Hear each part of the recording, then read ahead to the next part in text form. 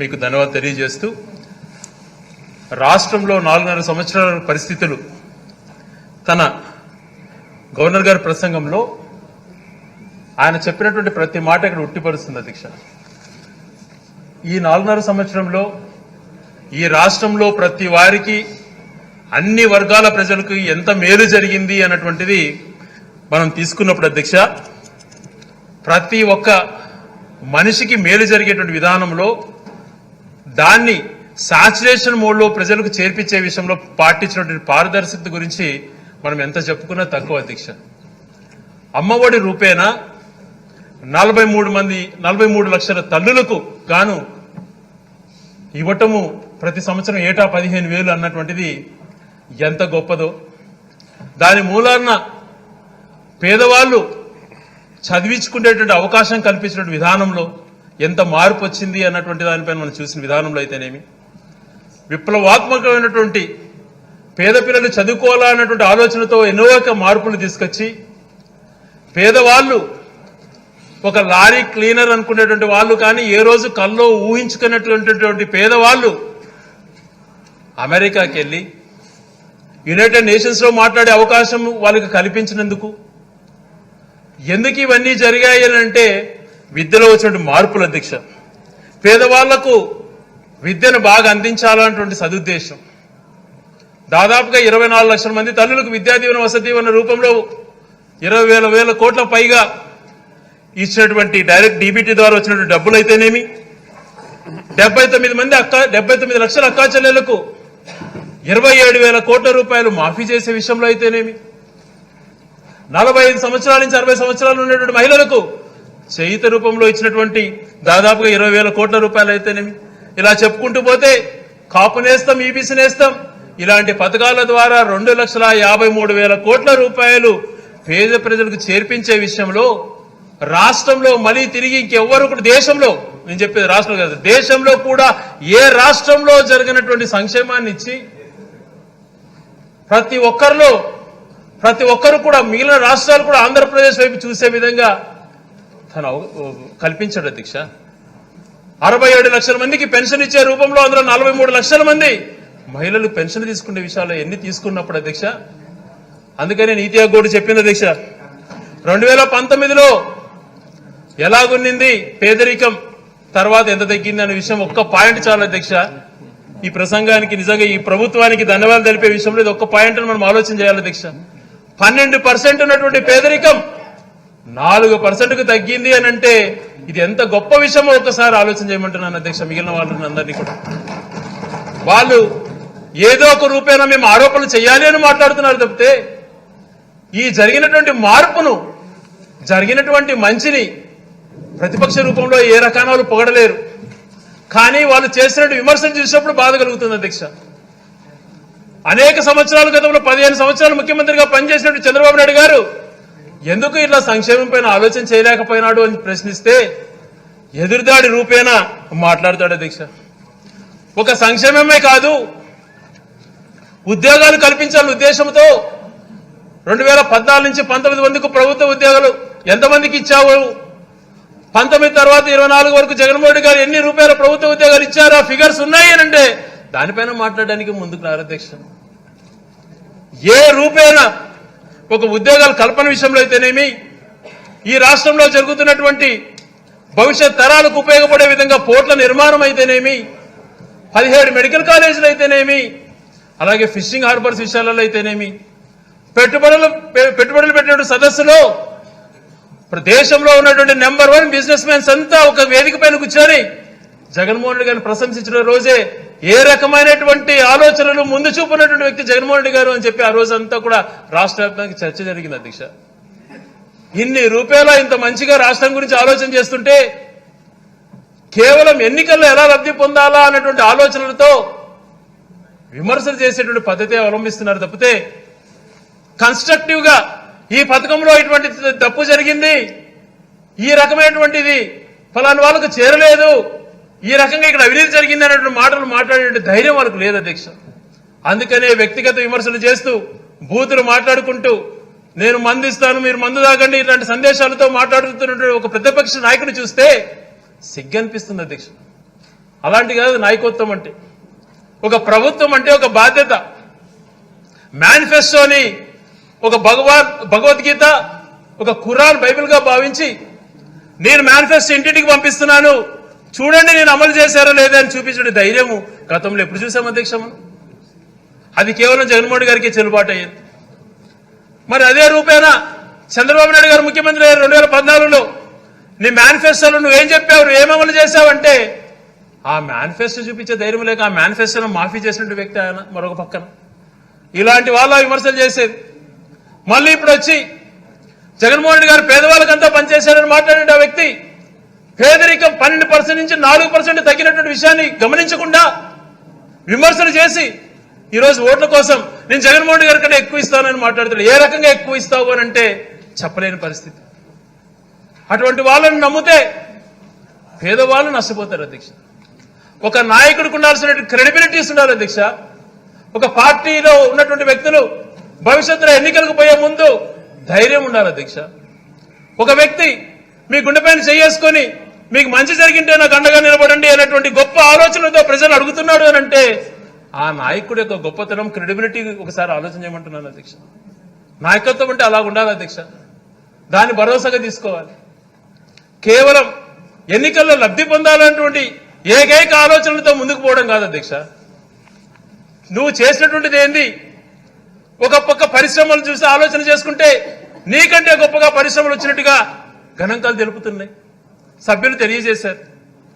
మరొక పక్కన future infrastructure కోసం ఈరోజు గల్ఫ్ దేశాలలో అయితేనేమి మిగిలిన దేశాలన్నీ కూడా ట్రేడింగ్ ద్వారా లాభం పొందుతున్నాయి, ఆదాయము ఉద్యోగాలు పెరుగుతున్నాయి.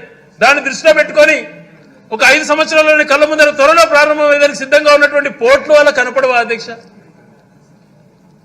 ఈ రకంగా అన్ని మంచి చేస్తుంటే లేదు మా విధానం ఒకటే కేవలం బురద చల్లడమే అన్నటువంటిది మాట కాదు అధ్యక్ష. గణాంకాలు చెప్పాలనంటే నా దగ్గర క్లియర్ స్టాటిస్టిక్స్ ఉన్నాయి, కానీ అంత టైం లేదు అధ్యక్ష. గణాంకాలలో కాదు, జరిగిన వాస్తవాలు ఎలా ఉన్నాయనేటువంటిది ఆలోచన చేసుకోవాలి. మేము ఈరోజు ఛాలెంజ్ చేస్తున్నాం, ఏ విషయాలైనా మేము చర్చకు రెడీ, మీకంటే కూడా మంచి పరిపాలన ఇచ్చాం ప్రజలకు అని చెప్పేటువంటి ధైర్యం మాకుంది. ఫలాని విషయాల్లో మేము కూడా ఇట్లాంటివి చేశామని చెప్పుకునే ధైర్యం వాళ్ళకి ఎందుకు లేదు అన్నటువంటిది ప్రశ్నిస్తున్నాను అధ్యక్ష. ఒక విద్యా రంగాన్నే కాదు, ఒక వైద్య రంగాన్ని తీసుకుంటే 5 లక్షలు ఉన్నటువంటి ఆరోగ్యశ్రీని, అది కూడా గౌరవ ముఖ్య మాజీ ప్రియతమ నేత రాజశేఖర రెడ్డి గారు ప్రవేశపెట్టిన ఆరోగ్యశ్రీని నిర్వీర్యం చేసిన తర్వాత దాంట్లో అనేకమైన ప్రొసీజర్స్ పెంచి 5 లక్షల నుంచి 25 లక్షల రూపాయలకు ఆరోగ్యశ్రీ పెంచిన విషయంలో ఎంత గొప్పగా ఉన్నదో ఒకసారి ఆలోచన చేయమంటున్నాను అధ్యక్ష. ఏ ఆలోచన చేసినా పేదవాళ్ళకు మంచి చేయాలన్నటువంటి ఆలోచన, ఊర్లలో హెల్త్ సెంటర్లు నిర్మించాలన్నటువంటి ఆలోచన, ఊర్లలోనే సచివాలయాలు ఉండాలంటే ఆలోచన. ఈ రోజు శ్రీకాకుళం ఇచ్చాపురం నుంచి కుప్పం వరకు తీసుకుంటే ప్రతి గ్రామీణ 15,000 సచివాలయాలలో బిల్డింగ్స్ అధ్యక్ష. ఎంత గొప్ప ఇన్ఫ్రాస్ట్రక్చర్. అక్కడికి వచ్చి చూసిన వాళ్ళు గ్రామస్తులు ఆశ్చర్యపోతున్నారు. మా గ్రామానికి ఇంత గొప్ప బిల్డింగ్, ఇక్కడ 10 మంది ఉద్యోగస్తులు, మరొక పక్క ఆర్బీకే, మరొక పక్క పర్మనెంట్ గా ఒక MLHP ఉండడానికి మిడ్ లెవెల్ హెల్త్ ప్రొవైడర్ అనేటువంటి ఆమెను అక్కడ పెట్టి తను అక్కడే ఉండడానికి నైట్ టైమ్స్ క్వార్టర్ నిర్మించి ఒక హెల్త్ సెంటర్ అధ్యక్ష.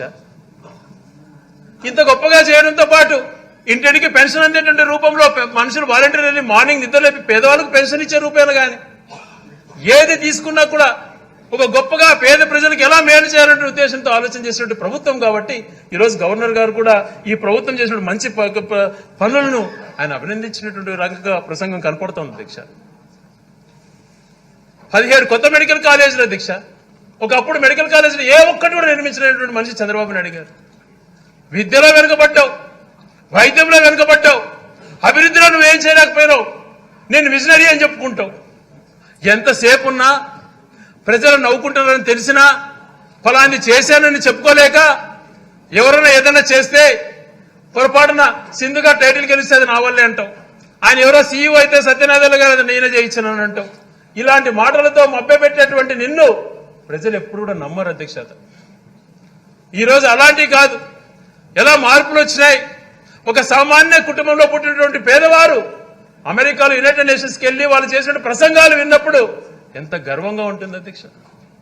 వాళ్ళు వాడుతున్నటువంటి భాష కానీ వాళ్ళలో కనపడుతున్న మెచ్యూరిటీ కానీ అదే కదా అధ్యక్ష ప్రభుత్వాలు చేయాల్సింది. కింది స్థాయి నుంచి విద్యావకాశాలు కల్పిస్తే వాళ్ళలో మంచి మార్పులు వచ్చి భవిష్యత్ తరాలకు అదే ఆస్తి అవుతుంది అన్నటువంటి రూపాయల గతంలో ఎవరు ఎందుకు ఆలోచన చేయలేకపోయినారు అధ్యక్ష?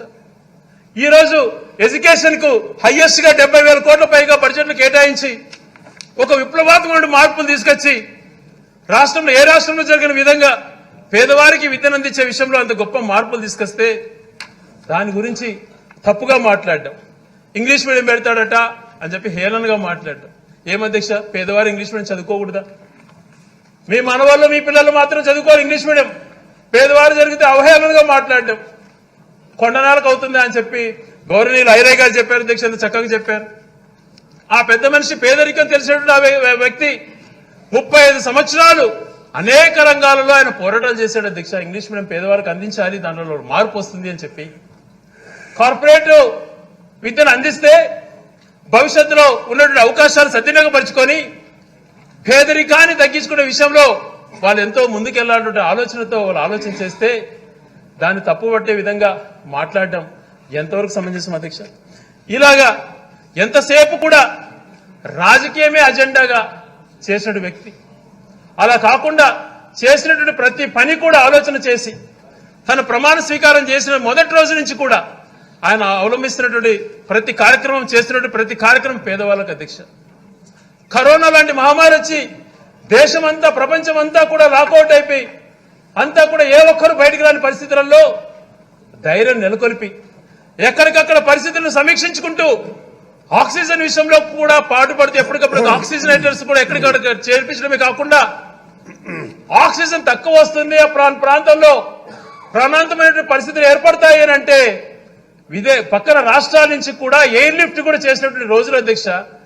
ఆ రోజు పేదవారికి ఎంత తోడున్నాడు, ఇంటింటికి కొద్దిగా డబ్బు ఇచ్చి ఆదుకోవాలన్నటువంటి రూపాయలు ఆ రోజు ఆలోచన చేసిన విధానం కానీ, లేకపోతే వరదలు ఇలాంటి కార్యక్రమాలు వస్తే తక్షణమే ఆదుకోవాలని చెప్పి స్పందించిన గుణంలో కానీ ఒక మనిషికి రాజకీయ నాయకుడికి ఉండాల్సింటే అవే కదా అధ్యక్ష. అవి ఎందుకు గతంలో ఏ ఒక్కరికి లేకపోయారు? అందుకనే ఈ రోజు ఎక్కడికి వెళ్ళినా కూడా మేము సిద్ధం జగన్తో అన్నటువంటి మాట మాట్లాడుతున్నారు అని అంటే ఆయన చేసినటువంటి మంచి కార్యక్రమాలు అధ్యక్ష. అలా కాకుండా ఎంతసేపు ఒక దురుద్దేశంతో ఒక కుట్రపూరితంగా ఏ రకంగా అయితే తను ఈరోజు నిజంగా చంద్రబాబు నాయుడు గారికి జగన్మోహన్ గారికి ప్రజల్లో వ్యతిరేకత ఉంది అన్నటువంటి ఆలోచన తను చేస్తున్నాడు కదా. మరి ధైర్యంగా మా పార్టీ 40 ఏళ్ల నుంచి పుట్టింది, నేను 40 ఏళ్ళు 50 ఏళ్ళ నుంచి రాజకీయాల్లో ఉన్నాను అని మాట్లాడే వ్యక్తి ఎందుకు ఒంటరిగా పోటీ చేయలేడని ప్రశ్నిస్తే తన దగ్గర నుంచి సమాధానం ఉండదు అధ్యక్ష.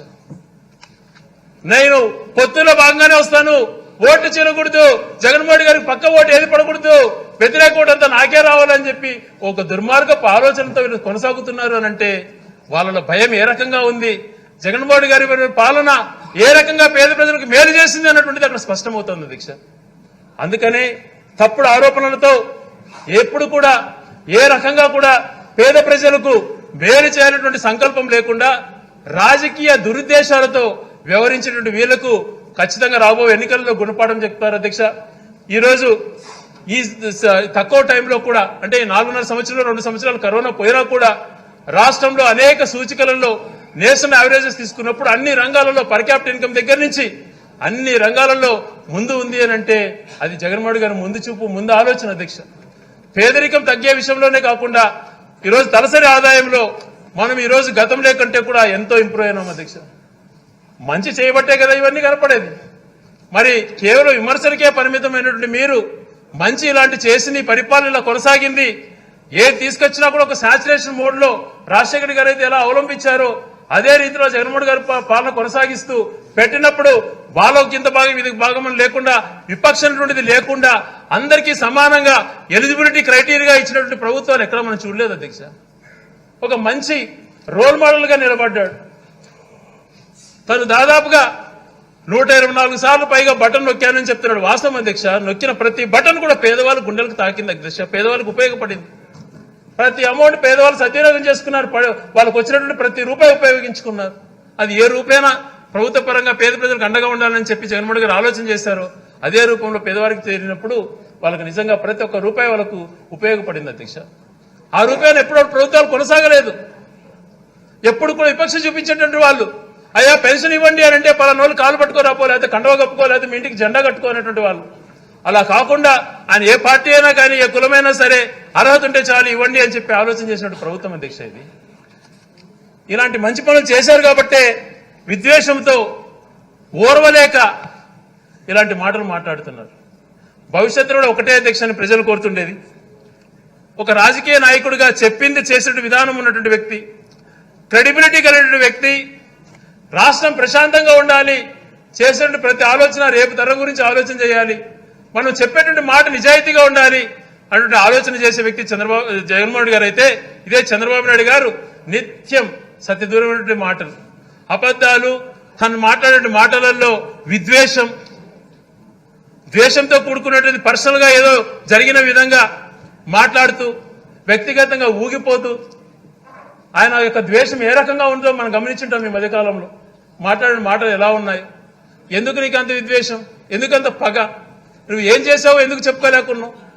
ఈరోజు మేము ఛాలెంజ్ చేస్తున్నాం చంద్రబాబు నాయుడు గారిని, నేను పలానా మంచి చేశాను కాబట్టి ఈ మంచిని చూసి నేను చేసిన కార్యక్రమాలు ఇట్లా ఉపయోగపడ్డాయి కాబట్టి ఆ కార్యక్రమాలు చూసి నాకు ఓటేయండి అనేటువంటి ధైర్యం తనకు లేదు అధ్యక్ష. మేము చెప్తున్నాం, మేము మంచి చేశాం కాబట్టి మేము ఫలాన్ని 2,53,000 కోట్ల రూపాయలు డీబీటీ ద్వారా కానీ అనేక రంగాల్లో 30 లక్షల మందికి పైగా అక్కచెల్లెలకు ఇళ్ల పట్టాలు ఇచ్చే విషయంలో కానీ ఇలా చెప్పుకుంటూ పోతే అనేక కార్యక్రమాల్లో నేరుగా మేము చేర్పించాం కాబట్టి మాకు అర్హత ఉంది అటువంటి మాట మనకు నిరూపణ అయింది. కాబట్టి వీటన్నిటిని చూసి జగన్మోహన్ రెడ్డి గారికి అండగా ఉండమని మంచి చేశారు కాబట్టే ఇవన్నీ కూడా పేద ప్రజలకు డైరెక్ట్గా అందాయని చెప్పి తెలియజేసుకుంటూ మరొకసారి గవర్నర్ గారు ఏదైతే ప్రసంగంలో ప్రస్తావించిన అంశాలన్నీ కూడా వాస్తవంతో కూడుకున్న రూపాల్లో 4.5 సంవత్సరంలో ప్రజలకు అందినటువంటి అంకితమైనటువంటి ప్రజల కోసం పరిపాలన చేసినటువంటి ప్రభుత్వం కాబట్టి నిజంగా గవర్నర్ గారు కూడా అదే ఉటంకించారు అధ్యక్ష. ఈ ప్రసంగానికి నిజంగా గవర్నర్ గారు యొక్క ప్రసంగానికి ధన్యవాదాలు తెలియజేస్తూ మీరు ఇచ్చిన అవకాశాన్ని సద్వినియోగం చేసుకున్నందుకు మీకు ఒకసారి కృతజ్ఞత తెలియజేస్తూ సెలవు తీసుకుంటున్నాను అధ్యక్ష. కోడమూరు శ్రీనివాసులు గారు. థ్యాంక్ యూ అధ్యక్ష.